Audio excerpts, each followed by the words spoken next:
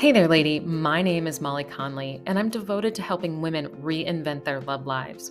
Whether that's after divorce, dating on and off the apps, or in their committed relationship. Why? Because I've been there.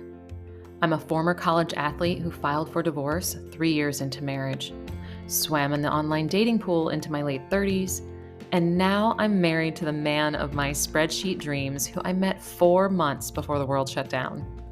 As a dating and relationship coach, I help my clients build a foundation filled with clarity, connection, and confidence, knowing Mr. Right is worth waiting for.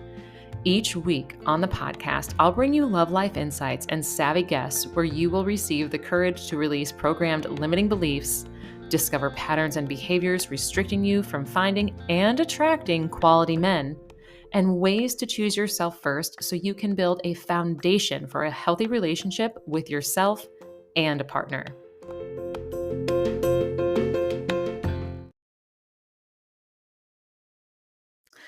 Why, hey there, lady. Welcome back to the podcast. And if this is your first time joining, I'm glad you're here. I am recording this episode later than expected. Usually have them come out on Tuesdays. And it's a little different because I'm recording from my bathtub. Yes, it's my sanctuary. So, usually, like I said, I have these episodes ready and they're published, by 5 a.m. on Tuesday morning. But to be honest, I needed to take a break. My plate was beyond full and my cup was empty. I had been living like this for quite some time in numerous areas of my life, which kind of reminded me of how I used to date. I was constantly trying to get out there in real life situations to meet someone naturally, as well as, swipe, message, whatever, as much as possible to find the one person as soon as possible. The energy that I had was anxious and it was desperate at times. Eventually, my body, my nervous system made that anxious energy my new normal. And so I operated from this energetic state day in and day out, whether that was at work, with family, time with friends.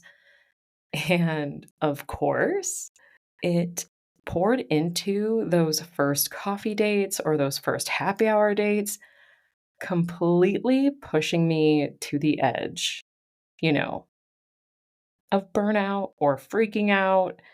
And I would need days to recuperate. So, how are you caring for yourself in your love life right now?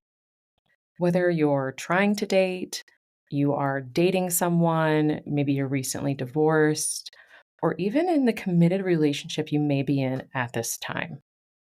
How are you caring for yourself in the season that you're in? With my long term clients, we make a care plan, which is part of the four transformations of self. So, if you haven't heard those before, that is self care, self love, self trust, and self worth. Each of those areas impacts the other, and caring for yourself is crucial to your love life now and forever, to be honest. Obviously, caring for yourself sounds so simple. So simple. And you might think, well, Molly, you're in a bubble bath. And we're like, yeah, I know. That's what people used to think, or may still think that that's how you care for yourself. And this is just one way that I do. Because if you didn't know this about me already, I'm a former athlete, I'm a former swimmer, I still swim. And water is just something that really relaxes me. And taking a bath is so peaceful. Like, if you asked one of my good friends, she loves to sleep. And I'm like, I hate sleep. I hate taking naps. But I could do a bubble bath every freaking day if if I gave myself permission to do that. Um, But that's the thing, it's like caring for yourself sounds so simple, right? But if you're not caring for yourself, making you your top priority in life, it means something else underneath it all is getting in the way. Something is getting in the way of your connection to self because how you care for yourself is how you will care for your partner. How you care for yourself is how you're going to care for your relationship. How you care for yourself is how you're going to care for your love life vision. It's how you do everything because everything you do is a ripple effect in your life, not just your love life, but your family, your friendships, your health, your career, everything. One of the easiest ways to know if you're not caring for yourself is your stress level. On a scale of 1 to 10, with 10 being extremely stressed, like you're not getting a lot of sleep, your eyes are really, dry, maybe you've been staring at the screen all day, you can't keep track of things, you're forgetting things. And then 1 is like waking up from a well-deserved nap on the beach because you're on vacation. Where are you in that scale? And just don't like throw a number out there. I want you to feel how stressed you are in your body. Is your neck and maybe your upper back really tight? Are your shoulders relaxed? What about your jaw? Check out where you feel stress in your body before giving yourself a number. Then I want you to think about your actions. Are you having, completely restful, uninterrupted sleep? How much sleep are you getting really? And, when was the last time you woke up feeling completely rested and refreshed? These questions will help you realize if your body has been conditioned to be in a constant state of stress. I know it's kind of weird, right? Your body just gets used to this if you put it under this pressure until it might have a break, where maybe that's like, sorry, not a break, but where it has like a breakdown or a freak out where maybe you snap at someone and you don't realize it. You're like, "Oh, I didn't mean to say that to my boss." Or or maybe you're just like, "Oh, I put the dirty laundry in the pantry by accident." Or you've completely forgot to call someone back and it's been 2 weeks and it's about a project you're working on. Whatever it is.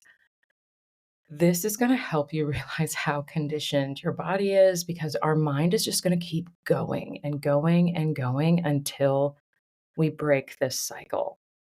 So, these questions, like I said, are gonna help you decide if you've been in a constant state of stress. But the 2 that make me aware that I'm stressed is, number 1, how little of sleep am I getting, as well as my neck and upper back, and sometimes even my, like, jaw. Is there pain or tightness? Sometimes we don't mentally recognize it, so like I said, you have to do these little self-assessment check-ins. So now that you have your number, what can you do to get it down by, like, 1 or 2 numbers?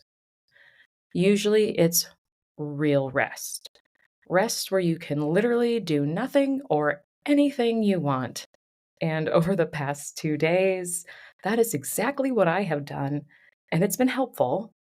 Yet, it's not like I can or you can take 2 days off from life every week, right?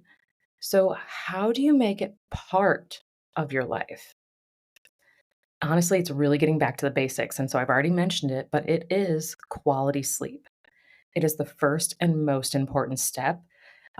Sleep completely alters your brain functioning. So, how you communicate, what you eat, how you do anything in your life, whether it's at your job, maybe you have kids and maybe, you want to make sure things are on time for their sporting events, anything like that. Your brain functioning is so important, and the first way to get your brain to function back to normal is with sleep. So, knowing that, one of the other basics is about consumption. What are you eating? What are you drinking? What are you watching? What are you listening to? And then the most important one after that is who is consuming your precious time. If you can, try tracking these daily habits, like whether that's in a journal or even using your phone. Like I check my sleep and my steps every night before going to bed in case I need to make any slight adjustments the next day. So for me to take these last 2 days off of being like, I need rest, I was realizing I was getting about 5 hours of sleep every single day for the last 3 weeks. And that includes the weekends. I was getting like 5 to 6 hours of sleep. So I was like, oh, wow, I'm really screwing myself over. And if I want to be a good partner and if I want to contribute and I want to be a good, if I want to contribute to my clients in a way that is, receptive and helps them make the shifts that they want, if I want to make these podcast episodes, if I want to show up on social, I have to get rest.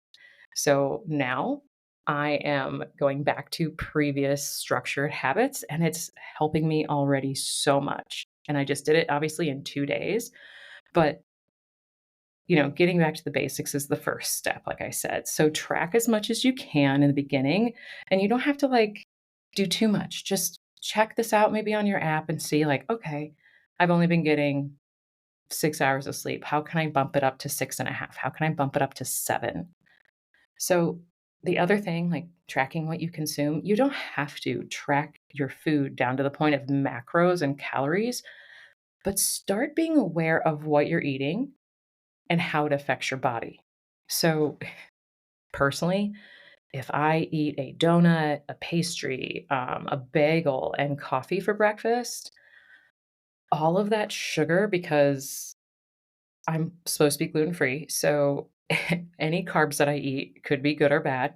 And if those things aren't gluten free, they'll still cause me to have like a sugar spike. Like most women have a sugar spike if they eat those in the morning. And then all of a sudden, before lunch hits, you already feel tired and coffee's not doing it for you. So in the last, I don't know, 10, 15 years, I've shifted my focus on what I need to eat specifically for breakfast. So I focus on getting a high amount of protein, and by high, I mean like 35 grams, and 2 eggs is not 35 grams, ladies. So it's possibly the most protein focused meal of my day. And I pair it with something that's, either a low sugar fruit or like berries. Most of the time, berries are low sugar and they still have really good fiber, and blueberries are considered as somewhat of a superfood. Or sometimes I pair it with vegetables. I know, weird, right? Like sweet potatoes instead of hash browns. Um, Maybe even like gluten-free bread if I'm really had a hard workout. That's one thing I'm like, I'm going to eat these carbs. But sometimes, like my 7:30 in the morning breakfast keeps me full until 1 p.m. Even on days when I have like swam a really hard workout, and like an hour-long workout. So now I'm obviously, not a nutritionist or a health coach, but I just learned over the past 20 years, for what works for me and what doesn't. And it took a lot of trial and error, to be honest. Now, let's talk about your precious time. If you listen to the recent couch conversation episode with Brad, he talked about this book. And now, of course, as I'm sitting in the bathtub, I can't remember the title, but it mentioned, you know, giving a fuck was like currency. So, how many fucks do you actually give about something? Right now, I give a fuck or three about recording this podcast, while also I have the same amount of fucks to give about, caring for myself with this bath, right? So, why not do both? Once I finish recording this, I can go back to giving my full 3 fucks of attention to the bath. So, you know, it's amazing. But in order to do this, you need to have boundaries. You need to know who and what you want to give your fuck to and who and what you don't. So setting boundaries is not like telling someone I can't or I won't do XYZ. It's communicating a boundary as needed, but mostly it's communicating a boundary with yourself. And if you've listened to this podcast numerous times or you're a current or former client, you know I've discussed this with you. But it's so typical, and trust me, to like I know, like obviously I did it recently. It's easy to break boundaries with yourself. And it's easy to do when you're first trying out a boundary, or it's easy when your stress levels are high. All of those yeses you said over the past few months end up, hitting on the same week. All the people you made promises to, want to know if you can do them a favor. All the events, all the commitments, the people, they all start to feel like obligations. This is when you need to give yourself permission to say no, to say your plate is too full, or even to like delegate and ask for help. And that one is a huge one, to ask for help. Like it was so hard for me to learn this, but if you can start to ask for help before you're in a relationship, it's going to be even easier when you are in a committed relationship. It is something I definitely tell my clients to work on, because every relationship that you have is preparing you for the one that you have in your love life vision. Just a little tidbit right there. So, with all of this, please know that you are not weak or wrong or stupid. You are human, caught up in a world always looking for a yes. You're a giver, and it's time to give back to yourself. So, because you say more to the events, the commitments, the people who now feel like obligations, the more you're saying to yourself that you're not important, that you don't matter, that your love life vision won't come true, and that the man of your dreams isn't real. In order to set boundaries, you need to get clear on what you do want and what you don't, as well as what's getting in the way of creating the boundary. Because when you can figure that out, things become extremely clear, like crystal clear clarity. It's amazing. Now, just for a personal example about boundaries, when I was dating, I had made this boundary with myself to not go out on dates unless it was like Friday after work or Saturdays, whether that was like a coffee date, a lunch date, or even like going out at night. When I met someone who I thought like was amazing and I thought he liked me just as much as I liked him, I would break this boundary with myself all the time. All the time. So what would end up happening? I would skip my workouts because I stayed up late and I slept like shit. I would eat and drink whatever I had at home or quickly order something through a drive-through, and I did that for like days on end. All because I didn't have time to plan what I wanted to eat and stay healthy. I would be so tired at work. Like I think we've all been there, right? Or maybe you're so tired at work you almost fall asleep like at your desk because either things are so boring you don't have work to do, or like the project you're working on is like not even anywhere fulfilling or satisfying. Like totally get it. But add on top of that, like staying out late or trying to have a connection with someone late at night, like it just drains you so much because you're giving so much. So like I would have to leave my desk to go for a walk just to wake up because the coffee wouldn't wake me up anymore. It was so bad. I didn't even feel prepared for the day. And most of all, I didn't feel like myself. So, what I decided to do was once I recognized what the heck I was doing, I started to put the boundary back in place, like slowly but surely. And the guy didn't like it. He didn't like it at all. It wasn't convenient for him, and he would complain that I was, not any fun anymore, or that I was too strict, or like I was pulling away from him. Sometimes men will even be like, "You have avoidant attachment style." I'd be like, "No, bitch, listen, I have goals. I have a life that I want to have. You aren't paying my bills, and so this is the life that I'm having. I want to sleep, and I want to work, and I want to pay my bills, and I want to eat healthy, and I want you in it. But guess what? Like sleep is way more important than going out and getting either drunk on a Thursday night or staying up really late on Wednesday watching a movie. Like I don't need that. We can do that on Saturday." So this was a good way also when you put your boundaries back in place to weed out the men who are just not a good fit for you. And I know you can do this too, because it really did work for me. It did come off kind of bitchy in the beginning, kind of like how you heard me, but of course I was sleep deprived. So what can I say about that? So I know, like I said, I know you can do this. So your action step is to start caring for yourself more, no matter what love life season you are currently in. So I'm going to challenge you for the next 10 days, no matter when you listen to this. I want you to rate your stress level. Try doing it once a day. And when you think you got a good grasp on it, like where it's in your body, what level you're at, try doing it twice a day, just like as a good check in. Maybe you want to do it, at 10 a.m. when you've already been at work for a little while. And maybe you want to do it after work and you're realizing work is really stressing you out.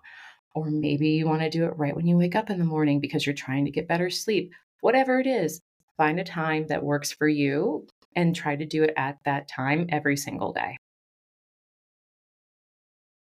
So then, if you can, start journaling what is causing you stress. So, like I said in that example, maybe it's work, and get back to the basics. Like I just mentioned, also sleep. So, maybe you need to be like, okay, I need 8 hours of sleep to function. How can I make that happen? Make a plan for yourself and test it out. Put boundaries in with yourself, and if needed, communicate them to others. When you start caring for yourself differently, others are going to take notice, whether that's good or bad, that's on them. And you may be surprised who you attract into your life. All right, lady, I am going to enjoy the rest of my bath. I hope you have a wonderful day, and I'm going to chat with you again next week.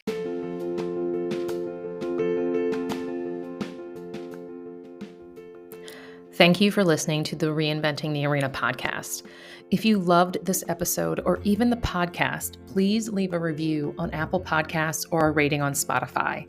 It helps more ambitious women like yourself find this show and learn how to have a healthy relationship with themselves and a partner they love. Until next time, remember to believe in yourself, that you were meant for a better relationship, not only with fully knowing and loving yourself for who you are, but knowing that there's a man out there for you. You're not too picky. You're not too much. You are enough. And the right man knows this too.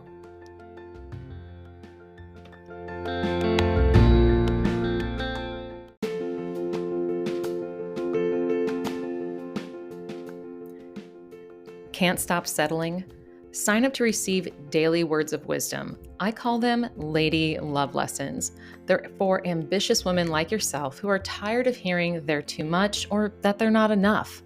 It'll help give you the tough love and motivation to choose yourself first. All you have to do is go to my website, reinventingthearena.com, and scroll to the bottom of the homepage to sign up. I'll see you in your inbox.